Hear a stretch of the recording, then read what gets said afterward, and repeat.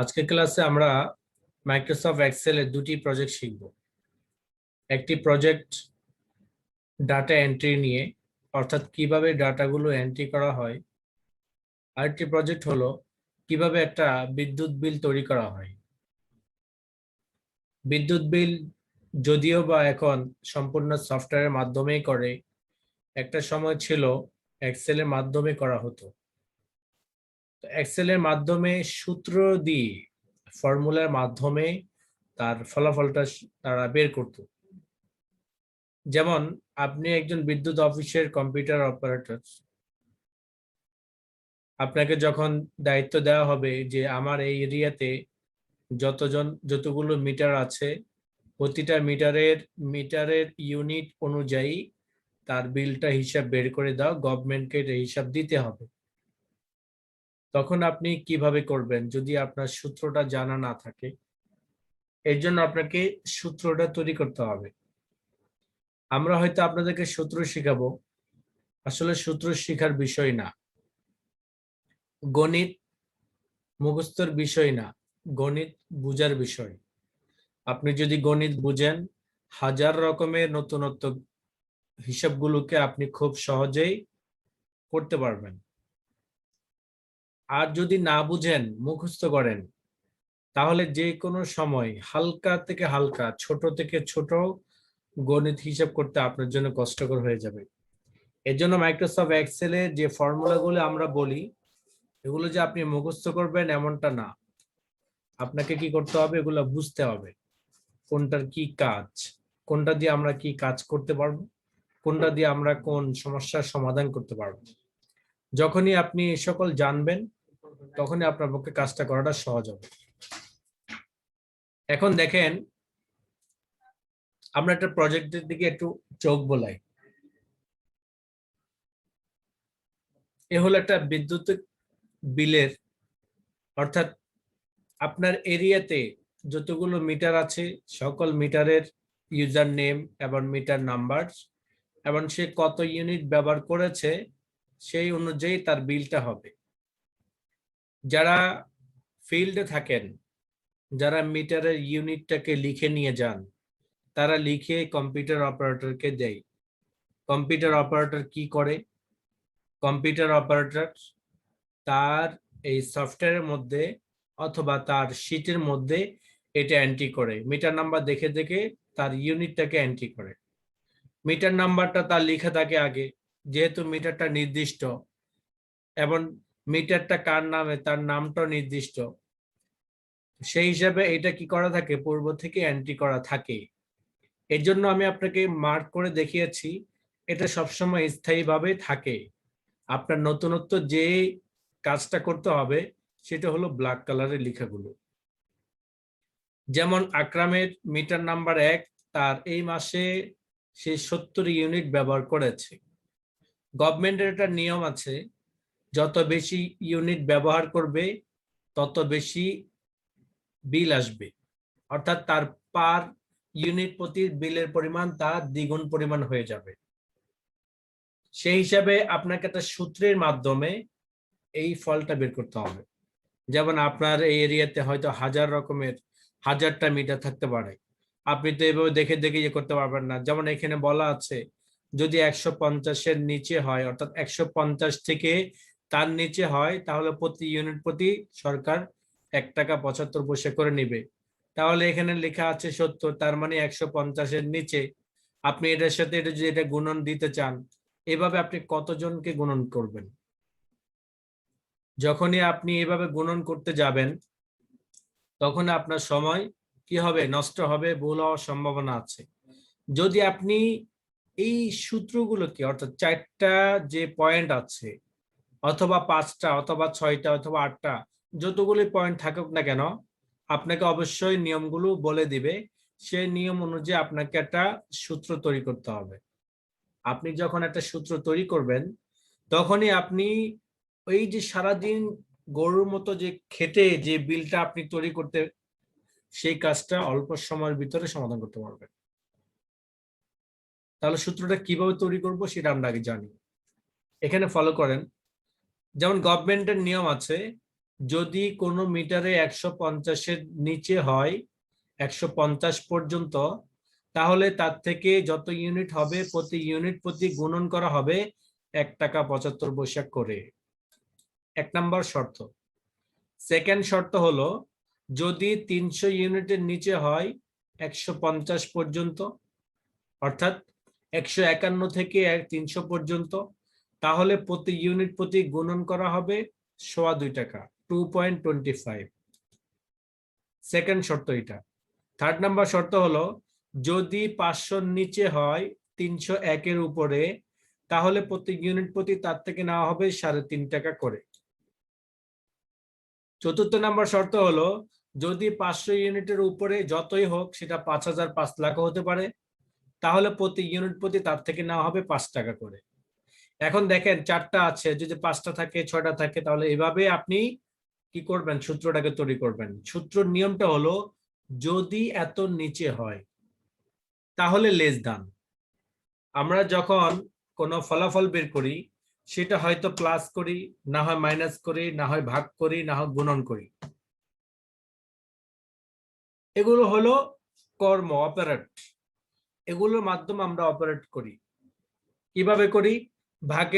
ভাগের মাধ্যমে ভাগের কাজগুলো করা হয়, মাইনাসের মাধ্যমে মাইনাসের কাজগুলো করা হয়, এভাবে গুণনের মাধ্যমে গুণন কাজগুলো করা হয়। ঠিক ওই ধরনের ক্যাটাগরি আরো কিছু আছে, সেটা হলো গ্রেটার দ্যান, লেস দ্যান, আছে equals. Greater than less than দিয়ে নিচ এবং উপরে বোঝানো হয়, এত নিচে এত উপরে। ইকুয়ালস দিয়ে সমান সমান বোঝানো হয়, যেমন এখানে বোঝানো আছে less than equal. Less than equal দিয়ে বোঝানো হচ্ছে 300 অর্থাৎ 150 সহ, যেহেতু 150 ইকুয়াল সি ব্যবহার করা হয়েছে, তাই এখানে 150 সহ বলা হয়েছে। এখানে কিন্তু লেখা নাই 150-এর নিচে 1-এর উপরে। দুটি কথা একটা সূত্রের মাধ্যমে চলে আসছে। এভাবে 300 আসেন, 300 ক্ষেত্রে কম্পিউটার কিভাবে বুঝবে যে 300-র নিচে এবং 1-এর উপরে? এখানে কম্পিউটার বুঝে ফেলেছে, যেহেতু তার আগের সূত্রটা হলো 150 সমান সমান। এখানে 300 সমান সমান দিয়ে বোঝানো হয়েছে 151-র উপরে। কম্পিউটার তখন বুঝে ফেলবে এই greater than, less than, equals এর মাধ্যমে। এবার আসেন সূত্রটা আমরা প্রয়োগ করি। প্রথম কথা হলো যদি 150-এর নিচে হয়, যত ইউনিট হোক, যেহেতু 1-এর উপরে 1-এর নিচে তার হবে না, 1 প্লাস 150 পর্যন্ত, তাহলে প্রতি ইউনিট প্রতি 1 টাকা 75 পয়সা করে। আর যদি 300 ইউনিটের নিচে হয় 151-র উপরে, তাহলে প্রতি ইউনিট প্রতি নেওয়া হবে 2.25 টাকা করে। যদি 500-র নিচে হয় 301-এর উপরে, তাহলে প্রতি ইউনিট প্রতি নেওয়া হবে 3.5 টাকা করে। আর যদি 500 প্লাস, যত হোক 500 প্লাস, এখানে কিন্তু ইকুয়ালসি দেওয়া নেই। এর কারণটা হলো উপরে যত হবে তাহলে প্রতি ইউনিট প্রতি নেওয়া হবে 5 টাকা করে। এখন দেখেন আমার কাজ কি। আমার কাজ হলো মিটার নাম্বার পূর্বের স্থায়ী নাম্বারগুলো রেজিস্ট্রেশন অনুযায়ী প্রতি ইউনিট দেখে দেখে আমরা ইউনিটটা লিখে ফেলবো। আর ইউনিটটা আপনাকে কে দিবে? যে ফিল্ডে কাজ করে, যে ঘরে ঘরে গিয়ে মিটার নাম্বার দেখে আসে, মিটার ইউনিট দেখে আসে, সে আপনাকে দিবে। আপনি সেই নাম্বার অনুযায়ী কি করবেন? তার ইউনিট গুলো লিখবেন। লিখার পরে আপনার কোনো কাজ নেই, শুধুমাত্র সূত্রটাকে প্রয়োগ করবেন। যেমন আমরা অ্যামাউন্টের মধ্যে প্রথম সূত্র ব্যবহার করব, যেহেতু আমাদের প্রথম সূত্র লেখা আছে 150-এর নিচে, এর জন্য আমাদেরকে লিখতে হবে প্রথমে ইকুয়ালসি। ইকুয়ালসি দেওয়ার পরে লিখবো আমরা আইএফ। আইএফ দিয়ে বোঝানো হয় ইফ, যদি, যদি অমুক ঘরে, কোন ঘরে? সি এর ঘরে, C2, যদি দিয়ে ফার্স্ট ব্র্যাকেট দিবেন একটা, এরপর লিখেন C2 less than equal C 150 comma. একটা জিনিস মনে রাখবেন, সকলে মনে রাখবেন, সূত্রটা 3টে স্টেপের মাধ্যমে আসে। প্রথম কথা হলো কোন ঘরের ঘটনা, সেকেন্ড নাম্বার কথা হলো ঘটনা হলে কি হবে, থার্ড নাম্বার হলো ঘটনা না হলে কি হবে। যেমন সি এর ঘর, এটা প্রথম কথা হলো logical test, value if through, যদি লজিক্যাল এই ঘরের মধ্যে এইটা হয় তাহলে এটা হবে, আর যদি এটা না হয় তাহলে এটা হবে। এই তিনটা স্টেপের মাধ্যমে মূলত আমাদের ফলাফলগুলো বের হবে। এখন দেখেন আমরা এখানে লিখেছিলাম C2 less than equal C 150 comma, যদি C2 ঘরের মধ্যে 150 এর নিচে থাকে তাহলে C2 ইন্টু 1 টাকা 75 পয়সা কমা। তাহলে C2 ঘরের মধ্যে যা থাকবে তার সাথে গুণন করা হবে 1 টাকা 75 পয়সা করে। প্রথম শর্ত শেষ। প্রথম শর্ত যদি আমরা বুঝি, সেকেন্ড শর্ত আমরা বুঝবো, থার্ড শর্তটা আমরা বুঝবো, কেননা প্রথম শর্তর একটু এডিট করতে হয়, শুধুমাত্র ইউনিটটা টাকাটা, আর বাকি সেম। অর্থাৎ আবার ব্যবহার করবে একটা if, first bracket C2 less than equal C 300 comma, যদি C2 ঘরে 300 নিচে হয় তাহলে C2 ইন্টু 2 টাকা 25 পয়সা কমা। তাহলে C2 ঘরে যা থাকবে তার সাথে গুণন করা হবে 2 টাকা 25 পয়সা করে। এবার আসেন থার্ড নাম্বার, আবার একটা ব্যবহার করবেন ইফ, যদি C2 less than equal C 500 comma, যদি C2 ঘরের মধ্যে যদি 500 নিচে থাকে তাহলে C2 ঘরে যা থাকবে তা পূরণ করা হবে 3 টাকা 50 পয়সা করে কমা। তাহলে তিনটা শর্ত শেষ, তিনটা ইফ শেষ। চতুর্থ ইফের মধ্যে আসেন if first bracket C2 greater than 500। এত সময় ধরে আমরা আসছি less than less than less than, এবার আসছে আমরা গ্রেটার দ্যান। লেস দ্যান কেন আসলাম? নিচে নিচে 500 নিচে, 300 নিচে, 150 এর নিচে। আর এখন আমরা আসলাম গ্রেটার দ্যানের মাধ্যমে 500 প্লাস, 500 উপরে। 500 উপরে যা থাকবে, যদি C2 ঘরে যদি 500 উপরে কোনো ডিজিট থাকে তাহলে কমা, তাহলে C2 ঘরে যা থাকবে তার সাথে গুণন করা হবে 4 টাকা করে। তাহলে আমাদের শর্ত হলো কয়টা বলেন দেখি? আমাদের শর্ত কয়টা হলো? চারটা। ঠিক আমাদের এখানে ইফ ব্যবহার করা আছে 4টা, আমাদের এখানে ফার্স্ট ব্র্যাকেটও আছে 4টা। আমরা 4টা আছে 1 2 3 4, আমরা ফার্স্ট ব্র্যাকেট ক্লোজ করে দেব 4টা দিয়ে, 1 2 3 4। ফার্স্ট ব্র্যাকেট ফার্স্ট দিয়েছি, যদি ক্লোজ না ব্যবহার করি তাহলে কিন্তু আমাদের ফলাফলটা আসবে না। সূত্রটা খেয়াল করেন, সূত্রটা আবার খেয়াল করেন। ইকুয়াল সি দেওয়ার পর লিখবো আমরা আইএফ, যদি first bracket C2 less than equal C 150 comma, যদি C2 ঘরের মধ্যে যদি 150 এর নিচে কোনো ডিজিট থাকে তার সাথে গুণন করা হবে 1 টাকা 75 পয়সা করে কমা, শেষ। সেকেন্ড শর্ত হলো C2 ঘরের মধ্যে যদি 300 নিচে থাকে, যা থাকবে তার সাথে গুণন করা হবে 2.25 টাকা করে। থার্ড নাম্বার আসেন, যদি C2 ঘরের মধ্যে 500 নিচে থাকে তাহলে C2 ঘরের মধ্যে যা ডিজিট থাকবে তার সাথে গুণন করা হবে 3.5 টাকা করে। চতুর্থ নাম্বার শর্ত হলো যদি C2 ঘরের মধ্যে 500 এর উপরে যত ডিজিট থাকবে তাহলে প্রতিটা ডিজিটের সাথে গুণন করা হবে 4 টাকা করে। এবার আপনি এন্টার বাটন প্রেস করেন। এখন দেখেন ফলাফল চলে আসছে। এখন আমাদের ফলাফল চলে আসছে। ফলাফল আসার কারণটা কি? এখন দেখেন একই জায়গার মধ্যে 4টা কথা আমরা অ্যাড করেছি। কয়টা কথা? 4টি কথা। যেমন আপনার স্টুডেন্ট থেকে আপনি হিফজুল কোরআনের মধ্যে প্রতিযোগিতার মধ্যে আপনি বিভাগ ভাগ করলেন। কি ভাগ করলেন? যারা 30 পাড়ার মধ্যে, যারা 30 পাড়ার মধ্যে 5 বছরে পাস করেছেন, 5 বছরে যারা হাফেজ হয়েছে তাদেরকে একটা কথা অ্যাড করলেন। যারা 3 বছরে করেছে তাদেরকে অ্যাড করলেন। যারা 2 বছর করেছে তাদেরকে অ্যাড করলেন। যারা 1 বছর করেছে তাদেরকে অ্যাড করলেন। এই যে 4টা শর্তকে একটা প্রতিযোগিতার মধ্যে অংশগ্রহণ করবে, সেখান থেকে তাদের প্রতিযোগিতা নেওয়া হবে। ফার্স্ট যে হবে তাকে পুরস্কৃত করা হবে। ঠিক ক্যাটাগরিটা হলো এই ধরনের। আমরা এখানে 4টা শর্ত ব্যবহার করেছি একসাথে, কিন্তু এখন এই 4টা শর্তের মধ্য থেকে সে কোনটার অন্তর্ভুক্ত সেটা কম্পিউটার বুঝে তার সাথে গুণন করবে। আমি কি বুঝাতে পেরেছি? জি স্যার। অর্থাৎ আমরা একসাথে এখানে চারটা আইনকে প্রয়োগ করেছি। কয়টা আইন? চারটা আইন। এখন যখন চারটা আইনকে প্রয়োগ করলাম, কম্পিউটার এই চারটা আইনের উপর অ্যানালাইজ করে সে এটা কোনটা অন্তর্ভুক্ত তার সাথে গুণন করে তার ফলাফলটা নিয়ে আসছে। যেমন আমরা এখানে গুণন করি 70 ইন্টু ইকুয়ালস দিয়ে আমরা এখানে ইকুয়ালসি 70 ইন্টু 1 টাকা কত? 75 পয়সা। ইন্টার 75। আচ্ছা, 70 ইন্টু 1 টাকা 75 পয়সা করে ফলাফল কত আসে?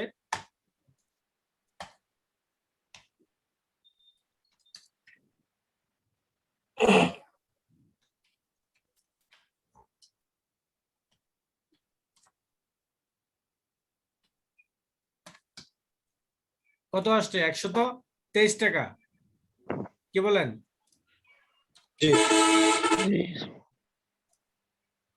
70 ইন্টু এখানে আসছে 1.8 সে ধরেছে, এর জন্য আসছে আমাদের এখানে 123 টাকা।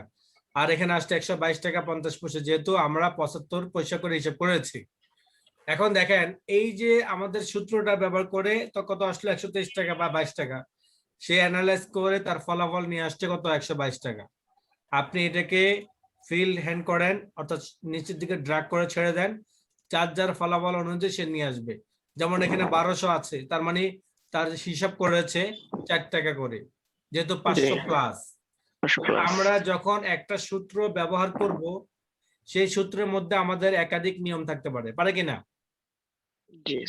সেই নিয়মগুলোই আমাদেরকে তৈরি করতে হবে। আপনি যে এই সূত্রটাই মুখস্থ করবেন এটা হবে না। আপনি যে সূত্রটা মুখস্থ করবেন এটা হবে না। কেন হবে না জানেন? তাহলে প্রকৃত আপনি এক্সেলের একজন এক্সপার্ট লোক হতে পারবেন না। এক্সেলে এক্সপার্ট হতে হলে আপনাকে কোডটা বুঝতে হবে আগে।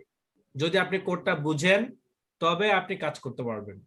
যে কোনো সময় আপনি এডিট করতে পারবেন, মডিফাই করতে পারবেন, তবে আপনার দ্বারা কাজ করা সম্ভব। ক্লিয়ার? এই যে মিটারের যে ইউনিটটা, আপনি যখন বিদ্যুৎ অফিসে কম্পিউটার অপারেটর পদে কাজ করবেন, তখন যদি আপনাকে এই ক্যাটাগরি কোনো কাজ দিয়ে থাকে, তখন আপনি কি করবেন? তখন আপনাকে এইভাবে এডিট করতে হবে, মাথায় খেলতে হবে কি যে আমাকে কি কি নিয়ম বলেছে, একটা কাগজে নোট করবেন। যেমন নিয়ম বলেছে যদি এত নিচে হয়, এত নিচে করার সিস্টেমটা কি? লেস দান। নিচে করার যে কোনো হিসাব নিচের দিকে বের করার জন্য হলো লেস দান। যে কোনো হিসাব উপর দিকে বের করার জন্য হলো গ্রেটার দান। ইকুয়ালসি ব্যবহার করা হয় যে ডিজিট থেকে আমরা শুরু করেছি সে ডিজিট সহ ধরার জন্য ব্যবহার করা হয় ইকুয়ালসি। এভাবে আপনি কি করবেন? সূত্রগুলোকে এডিট করবেন। ওকে, আজকে হয়তো এই জিনিসটা আপনার কাছে একটু ভেজাল মনে হতে পারে, যদিও আমার তৃতীয় ক্লাস চলছে আমাদের। আমরা এর থেকে আরো আপডেট পর্যায়ের ইয়েতে যাব, আরো অনেকগুলো সূত্র ব্যবহার করেও আমরা সেই ফলাফলগুলো আনবো। যেমন আমাদের মাদ্রাসার ফলাফল রেজাল্ট শিট যদি আমরা তৈরি করতে যাই, তখন আমরা এইভাবেই সূত্র প্রয়োগ করে, যেমন জাইয়েদ হবে, জাইয়েদ জিদ্দান হবে, মুমতাজ হবে, রাসেব হবে, এই সূত্র সবগুলোকে প্রয়োগ করে এইভাবে যখন আমরা ড্রাগ করব, তখন দেখবেন যে সকলের ফলাফল চলে আসবে মুহূর্তের ভিতরে। কে ফেল করলো, কে ফার্স্ট হলো, কে স্টার মার্ক পেলো, সবকিছু কিন্তু চলে আসবে। ওকে, আচ্ছা, তবে আপনারা এই বিদ্যুৎ অফিসের এই কাজটা করতে পারবেন তো? জি ইনশাআল্লাহ স্যার। জি স্যার, ইনশাআল্লাহ। এবার আসেন আমাদের সেকেন্ড প্রজেক্টের মধ্যে আমাদের আছে ডাটা এন্ট্রি। বলেছিলাম যে আমরা ডাটা এন্ট্রি করব কিভাবে। ডাটা এন্ট্রি মূলত জগৎটা ভিন্ন। ডাটা এন্ট্রির জগৎটা কি ভিন্ন। ডাটা এন্ট্রির হাজার রকমের সাইট আছে, হাজার রকমের কি আছে? সাইট আছে। যেমন আপনি ইন্টারনেট থেকে বিভিন্ন ধরনের তথ্যগুলো কালেকশন করে এটা একটা সিরিয়াল করবেন, এটা তো ডাটা এন্ট্রি। আপনার ভয়েস টু টেক্সট গুলোকে আপনি লিখবেন, এটা তো ডাটা এন্ট্রি। আবার কোন একটা ভিডিও দেখে ওই ভিডিওটার চিত্রটা কি সেটা আপনি এন্ট্রি করবেন, সেটাও তো ডাটা এন্ট্রি। হাজার রকমের সাইট আছে। কম্পোজ করবেন, এটা তো ডাটা এন্ট্রি। কম্পোজ করবেন, এটা কি ডাটা এন্ট্রি। এখন দেখেন আমি আপনাকে একটা ডাটা এন্ট্রি কাজ শিখাবো। সেটা হলো আপনার কাছে যদি এমন কোনো ডাটা কম্পোজ আসে যে কাজগুলো আপনাকে এন্ট্রি করতে হবে। এক্সাম্পল, ঢাকা ভার্সিটির স্টুডেন্টদের লিস্ট আপনার কাছে আসলো। ঢাকা ভার্সিটির কি আসলো? স্টুডেন্ট লিস্টগুলো এন্ট্রি করার জন্য আসলো। একটা সময় খাতার মধ্যে এন্ট্রি করা হতো, সেই খাতাটাই এখন সফটওয়্যারের মধ্যে তারা কি করবে? ইম্পোর্ট করবে। তো ইম্পোর্ট করার জন্য খাতা দেখে দেখে আপনাকে কি করতে হবে? এন্ট্রি করতে হবে। এখন এন্ট্রিটা করার জন্য আপনি যদি একটা খুব সুন্দর একটা ফরম্যাট তৈরি করে রাখেন, তাহলে তো এন্ট্রি করাটা আপনার জন্য খুব দ্রুত হবে এবং খুব আসান হবে। কাজটা করাটা আপনার জন্য খুব সহজ হবে এবং কাজটা খুব দ্রুতই হবে। তাহলে এই ফরম্যাটটা যদি আপনি না জানেন, তাহলে তো আপনি কাজটা নিতে পারবেন না। পারবেন? পারবেন না। অথবা আপনি আপনার মাদ্রাসার স্টুডেন্টদের কথাই বলেন, আপনি আপনার মাদ্রাসার স্টুডেন্টদের তথ্যগুলো আগে খাতায় লিখতেন, অথবা ফর্মে লিপিবদ্ধ ছিল। আপনি যদি এখন কম্পিউটারে এন্ট্রি করতে চান, তাহলে আপনার জন্য অনেকগুলো কাজ সহজ হয়ে যাবে। এর মধ্যে একটা কথা বলি, যেমন আপনি মুক্ত বিভাগের স্টুডেন্টদের লিস্ট করলেন, মুক্ত বিভাগের স্টুডেন্টদের লিস্ট যখন করে ফেলবেন, এই লিস্ট দিয়ে আপনি বাৎসরিক হাজিরা খাতাও তৈরি করতে পারবেন। এই লিস্ট দিয়ে আপনি পরীক্ষার ফলাফলও তৈরি করতে পারবেন। এই লিস্ট দিয়ে আপনার আজীবন এই তথ্যগুলো তার কাছে সংরক্ষণ রাখতে পারবেন আপনার কাছে। এই লিস্টগুলো দিয়ে আপনি আরো নানান ধরনের কাজগুলো করতে পারবেন। তাহলে আপনি এন্ট্রি করছেন একবার, কিন্তু এর দ্বারা আপনি ফায়দা লুটে নিচ্ছেন অনেকবার। তাহলে এন্ট্রিটা যদি আপনি খুব সহজে করতে পারেন, তাহলে অনেকটা আপনার জন্য সহজ হবে, অর্থাৎ খুব আসান হবে যে আমি কাজটা খুব অল্প সময়ের ভিতরে করে ফেলেছি। তখন আমাদের জন্য সহজ হবে কিনা? জি স্যার, সহজ। তাহলে সেই ফর্মটা আমরা কি জি বোঝাই? স্যার, জি। আমি একটা কাজ দেখাই। আমি প্রথমে ফর্মটা আপনাকে দেখাই। ফর্ম দুই ধরনের আছে, একটা ফর্ম অটো সিস্টেম আর একটা ফর্ম হলো ম্যানুয়াল সিস্টেম। আজকে আপনাদেরকে অটো সিস্টেমটা শিখাবো, কেননা আপনাদের জন্য অটোটাই সবচেয়ে বেটার হবে। কেননা এই কাজটা যখন আপনি শিখবেন, তখন আপনার মেমোরিতে খুব সহজে এটা আয়ত্ত করতে পারবেন, কিন্তু ম্যানুয়ালটা আপনার সহজে বুঝতে পারবেন না। 2-3টে ক্লাস গেলেই তখন আপনি বুঝতে পারবেন যে আসলে ম্যানুয়ালটা অটো থেকেও ভালো, কিন্তু অটোটা কি অটোর মতোই। ম্যানুয়ালটা আপনি আপনার মন মতো অনেক কিছু করতে পারবেন, মডিফাই করতে পারবেন, কিন্তু অটোটা সেভাবে করতে পারবেন না। তবে অনেক কাজ করতে পারবেন, আপনি যেভাবে চাচ্ছেন সেভাবে করতে পারবেন। যেমন এটা কথা বলি, এটাকে আমরা সিলেক্ট করলাম, সিলেক্ট করার পর আমরা ফর্মটাকে ওপেন করলাম। এই দেখেন একটা ফর্ম আসছে, এখানে একটা ফর্ম আসছে। এই ফর্মটা যখন আমাদের কাছে আসবে, আমরা ফর্মটা ওপেন করার জন্য আমাদের কমান্ডগুলোকে সিলেক্ট করব, এরপর আমরা ফর্মে ক্লিক করব। আমাদের তথ্যগুলো এখানে চলে আসছে। এটা একটা ফর্ম। হয়তো আপনি অনেক জায়গায় দেখবেন বিভিন্ন সফটওয়্যার গুলোতে কোনো তথ্যগুলো যখন এন্ট্রি করা হয়, তখন ফর্মটা এইভাবেই শো করে। এটাকে একটা মিনি সফটওয়্যার বলা হয়। এই ফর্মটাকে একটা মিনি সফটওয়্যার বলা হয়, যে সফটওয়্যার মাধ্যমে মূলত আমরা আমাদের প্রজেক্টগুলো তথ্যগুলো এন্ট্রি করে থাকি। যেমন এখানে আছে তার আইডি নাম্বার আছে, ফাদার নেম আছে, মাদার নেম আছে, তারপরে তার ফোন নাম্বার আছে, এবার তার সে কোন ক্লাসে পড়ে এবং কত সনে সে অ্যাডমিন নিয়েছে। আরো যদি আপনার ফর্মের মধ্যে বিভিন্ন ধরনের শিরোনামগুলো থাকে, আপনি এইভাবে অ্যাড করবেন। এখানে দেখেন আর অনেক কিছুই আছে। এবার আসেন আমরা একটা নিউ ফর্ম নিই, অর্থাৎ নিউ ফর্ম বলতে একটা ব্ল্যাঙ্ক নিব, আমরা একজনের ডাটা এন্ট্রি করব। এর জন্য আমরা নিউতে ক্লিক করলাম। নিউতে ক্লিক করার পর আমরা নেমের মধ্যে লিখলাম, যেমন লিখলাম, বলেন আমরা এই ফর্মটা কিভাবে তৈরি করব বা কিভাবে পাবো? হ্যাঁ, অবশ্যই শেখাবো। আমি আপনাদেরকে আগে জি জি এটার জি জি জি। গুরুত্বটা বোঝাচ্ছি যে আসলে এটা গুরুত্বটা কি। আচ্ছা, জি জি জি স্যার। এখানে আপনি লিখে ফেললেন, যেমন মাহমুদ লিখলেন। মাহমুদ লেখার পরে আপনি কিবোর্ড থেকে টেপ বাটন প্রেস করবেন। কিবোর্ড থেকে কোন বাটন প্রেস করবেন? Tab button. ফলে আপনার কার্সরটা পরবর্তী ঘরে যাবে। আর যদি টেপ বাটন প্রেস না করে মাউসে ক্লিক করেন, তাও যাবে। আপনি এখানে লিখলেন, তার আইডি নাম্বার লিখলেন, এখানে 1201 লিখলেন, ফাদার নাম লিখলেন মাহমুদ জায়গায় ইউসুফ, এরপরে অ্যাড্রেস লিখলেন, সে কোন জায়গা, এরপর তার ফোন নাম্বার লিখলেন, তার ফোন নাম্বারগুলো লিখলেন, সে কোন ক্লাসে পড়ে, যেমন তাকমিলে পড়ে, লিখলেন তাকমিল, এরপর কত সনে সে অ্যাডমিন নিয়েছে 2021-এ। আমাদের তথ্যগুলো এন্ট্রি হয়ে গেছে, আমরা এন্টার বাটন প্রেস করব। যখন আমরা ইন্টার বাটন প্রেস করবো ঠিক তখন আমাদের দেখবেন তথ্যটা এখানে চলে আসবে, চলে আসছে। সবার নিচে দেখেন মাহমুদ 1201 নাম্বার আইডি, বাবার নাম ইউসুফ, অ্যাড্রেস চিটাগাং, তারপরে ফোন নাম্বার, তার তাকমিল, আরো যদি কিছু থাকে আমরা এভাবে অ্যাড করব। যখন আমরা এন্টার দেব সেভ হয়ে যাবে, অটোমেটিকলি আরেকটা আসবে। এভাবে আমরা তথ্যগুলো এন্ট্রি করব, যেই কাজটা আমরা এইভাবে করে থাকি। যেমন মোহাম্মদ, এরপর আমরা লিখে থাকি যে তার আইডি নাম্বার 1204, এরপর লিখলাম আকরাম, তারপর লিখলাম ঢাকা, তারপর লিখলাম তার মোবাইল নাম্বার, তারপর লিখলাম সে কোন জামাতে পড়ে, তারপর লিখলাম সে কত সোনা অ্যাডমিন নিয়েছে। এই যে কাজটা করলাম, এই কাজটা এইভাবে না করে আমরা ফর্মের মাধ্যমে করতে পারি। যদি ফর্মের মাধ্যমে করি তাহলে আমাদের কাজটা আর একটু দ্রুত করা যাবে। যেমন আমি যদি এইভাবে ম্যানুয়াল সিস্টেমে, এভাবে যদি আমি ম্যানুয়াল সিস্টেমে করি, তাহলে আমি ঘন্টা যদি আমি 100টা ডাটা এন্ট্রি করতে পারি, তাহলে কমপক্ষে 150 থেকে 200টা ডাটা এন্ট্রি করতে পারবো ফর্মের মাধ্যমে। তাহলে ফর্মের গুরুত্বটা বুঝে আসছে আপনাদের? গুরুত্বটা বুঝে আসছে, মানে ফর্মের কার্যকারিতা উপকারিতা কি? উপকারিতা এইটাই, আমি নরমালি যখন ম্যানুয়াল সিস্টেমে ডাটাগুলো এন্ট্রি করে যাব, তখন আমার যেই পরিমাণ কাজ এগিয়ে আসবে, অর্থাৎ যে পরিমাণ কাজ আমার উদ্ধার হবে, তার থেকে কমপক্ষে 1.5 থেকে 2 গুণ বেশি উদ্ধার হবে আমার ফর্মের মাধ্যমে। তাহলে এখন আসলে আমি ফর্মটা কিভাবে তৈরি করব? এই ফর্মটা তৈরি করার একটা সিস্টেম, ফর্মটা ওপেন করার আরেকটা সিস্টেম, দুইটা স্টেপ কিন্তু আলাদা আলাদা। দুইটা স্টেপ কি আলাদা আলাদা। একটা স্টেপ হলো ফর্মটা আপনি কিভাবে তৈরি করবেন। এর জন্য খুব সহজ, দুটোটা বিষয় সহজ, কিন্তু দুটোটা বিষয়ের স্টেপটা খেয়াল রাখতে হবে আপনাকে। যেমন আমি এখানে লিখলাম ছাত্রের নাম, ফর্ম নাম্বার,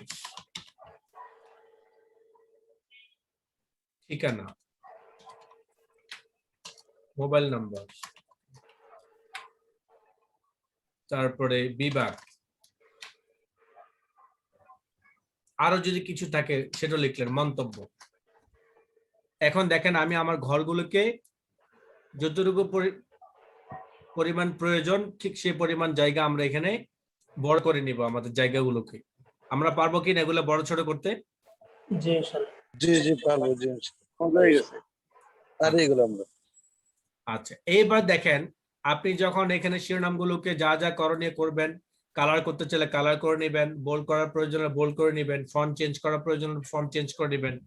এইভাবে আপনার এখানে যা যা করণীয় করে নেবেন। করার পরে আপনি চাচ্ছেন এইটাকে একটা ফর্ম আকারে কনভার্ট করতে। এর জন্য আপনাকে যেতে হবে ইনসার্ট মেনুতে যেতে হবে। কোথায় যেতে হবে? ইনসার্ট মেনুতে যেতে হবে।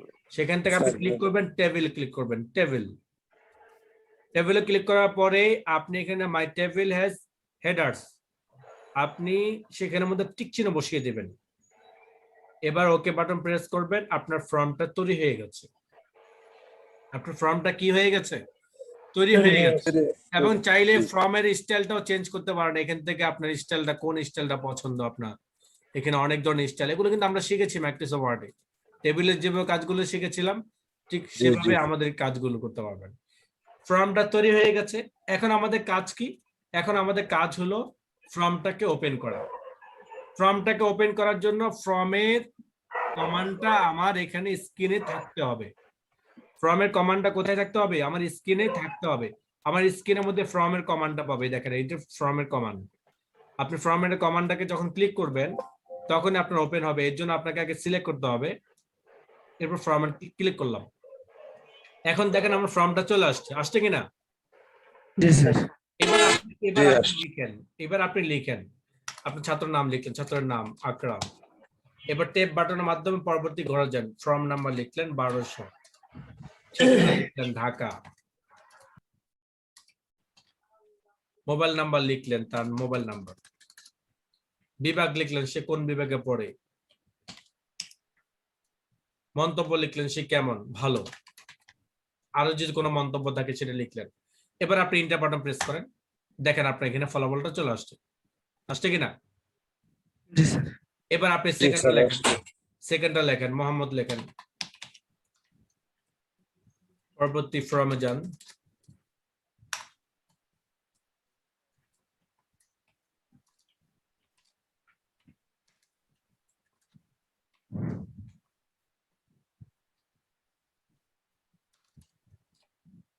Enter button. এভাবে আপনি তথ্যগুলো এন্ট্রি করবেন। যেমন আপনার যেদিন আপনার মাদ্রাসা অ্যাডমিশন, আপনি সেদিন কি করবেন, স্টুডেন্টদের তথ্যগুলো একজন কম্পিউটার অপারেটরকে নিয়ে এই ফর্মটা তৈরি করে রেখে দিবেন। দেখবেন সে খুব দ্রুত 1000 স্টুডেন্ট যদি হয়ে থাকে তাহলে 1000 স্টুডেন্ট সে একাই এন্ট্রি করতে পারবে। তোমার নাম কি, ঠিকানা কি, মোবাইল নাম্বার কি, সে বলতেছে আর সে লিখছে, তাহলে কত সময় লাগবে? কত সময় লাগবে? বেশি সময় লাগবে? বেশি সময় লাগবে না স্যার। লাগবে না। বেশি সময় লাগবে যদি না। আপনি ফরম্যাটটা সুন্দর করে তৈরি করে রাখেন। এখন আসেন, আপনি একটা ফর্মটা তৈরি করা শিখলেন, খুব সহজ কিনা? জি স্যার। জি এবং খুব ফর্মটা সহজ। কিভাবে ওপেন করে সেটাও জানলেন। এখন আসেন সবচেয়ে ভেজাল যে জিনিসটা, সেটা হলো ফ্রম কমান্ডটা এখানে না থাকলে আমরা কিভাবে আনবো? স্বাভাবিকভাবে এই কমান্ডটা এখানে থাকে না, এটা আপনাকে এখানে সেট করতে হবে। সেট করার সিস্টেমটা ফলো করেন। একটু ভিতর থেকে যেতে হবে। কোথায় যেতে হবে? ভিতরে যেতে হবে। যখন আপনি ঢাকার গুলিস্তানে কোনো দোকানে আসবেন পাইকারি মাল নেওয়ার জন্য, আপনার মাল ছোট্টটা দোকানে কিন্তু আপনার থেকে অর্ডারটা নিবে, এরপর সে আপনাকে গোডাউনে নিয়ে যাবে। কোথায় নিয়ে যাবে? গোডাউনে নিয়ে যাবে। গোডাউনটা এই চিপা সেই চিপা চিপা দিয়ে ঢুকতে ঢুকতে ঢুকতে চিপা শেষ নাই, সর্বশেষ মাথায় গিয়ে চিপা শেষ, ওইখানে গিয়ে তার গোডাউন। ঠিক বলা উদ্দেশ্য হলো এইটা। ঠিক ওই গোডাউনের মতো আপনার এই ফ্রম কমান্ডটা যদি আপনি আনতে চান, তাহলে আপনাকে এই অলিগুলি চিপা চাপা দিতে হবে। ওখান থেকে আপনি আনতে হবে। চিপা চাপা যদি আপনি খেয়াল না রাখেন তাহলে কিন্তু আপনি হারিয়ে যাবেন। এই জন্য আপনাকে যেতে হবে কোথায়? ফাইলে যেতে হবে। যেতে হবে ওয়ার্ড এক্সেল অপশন। এক্সেল অপশনে যাওয়ার পরে আমরা যাব কাস্টমাইজ, এগুলো কিন্তু আমরা মাইক্রোসফট ওয়ার্ডে শিখেছিলাম। কাস্টমাইজে যাওয়ার পরে আমরা কিন্তু ডাইন পাশে অলরেডি দেখতে পাচ্ছি আমাদের ফর্মটা সেট করা আছে। আমরা এটাকে রিমুভ করে দিলাম। ওকে, রিমুভ করে দিলাম। তাহলে রিমুভ করে দেওয়ার পর যদি এখানে না থাকে, আমি রিমুভ করে ওকে বাটন প্রেস করলাম, দেখেন আমার কিন্তু এখন ফর্মটা নেই। তাহলে আমিও এখন আপনাদের মতো সাধারণ হয়ে গেলাম। তাহলে ফর্মটা আনার সিস্টেমটা আমাকেও শিখতে হবে। কিভাবে? আমাদেরকে যেতে হবে ফাইলে, যেতে হবে এক্সেল অপশন, এরপর যেতে হবে কাস্টমাইজ। কাস্টমাইজে যাওয়ার পর চুজ কমান্ডস ফ্রম আছে, সেখান থেকে আমরা ক্লিক করব অল কমান্ডস অথবা command not in the ribbon, commands not in the ribbon. এরপর আমরা একটু নিচের দিকে গেলে মিডল পর্যায়ে গিয়ে পাবো আমরা ফ্রম। এফ এ সিরিয়াল যাবেন, এখানে কিন্তু সিরিয়াল আছে, এ সিরিয়াল, বি সিরিয়াল, এভাবে আছে। আপনি একটু নিচের দিকে যাবেন, এফ এ সিরিয়ালে যাবেন, সেখানে গিয়ে পাবেন ফ্রম। এই ফর্ম যখন আপনি পাবেন, সেখানে ক্লিক করার পর মিডলে যে অ্যাড লেখা আছে, আপনি অ্যাডে ক্লিক করবেন। যখন আপনি অ্যাডে ক্লিক করবেন, আপনার এই ফর্মটা ডান পাশে কপি হয়ে চলে আসবে, অর্থাৎ সেট হয়ে যাবে। এবার আপনি ওকে বাটন দিয়ে বের হয়ে আসেন। এখন দেখেন ফর্মটা চলে আসছে। যখন আপনি এখন ক্লিক করবেন, তখন আপনার ফর্মটা ওপেন হয়ে যাবে। এর জন্য আপনাকে কি করতে হবে? আপনার প্রজেক্টের মধ্যে শিরোনামগুলো সিলেক্ট করতে হবে। এরপর আপনি ফর্মে ক্লিক করেন, এখন চলে আসছে। এরপর আপনি নিউতে যান। আপনি যদি কোনো কিছু ডিলিট করতে চান, যেমন আমরা এখানে ফর্মে যাব, এরপর যাচ্ছি যে আকরামটাকে ডিলিট করতে, এর জন্য আমরা ডিলিট ক্লিক করব, ওকে বাটন প্রেস করব, ফলে আমার আকরামটা চলে যাবে। ওকে, জি স্যার। তাহলে ফর্মটা কিভাবে করব, আমার ফর্মটাকে কিভাবে তৈরি করব, ফর্মটা কিভাবে ওপেন করব, তিনটে স্টেপ। একটা স্টেপ কিভাবে আমার ফর্মটা এখানে সেট করব, যেটা আমাদের একবার করলে হবে, আর করা লাগবে না, যে কোনো ফাইল ওপেন করলে চলবে, একবার ভিতর থেকে আমরা সেট করে নিব। সেকেন্ড নাম্বার হলো আমরা আমাদের এই ফর্মটাকে কিভাবে অ্যাক্টিভ করব, অর্থাৎ এই শিরোনামগুলোকে ফর্মে অ্যাক্টিভ করব কিভাবে।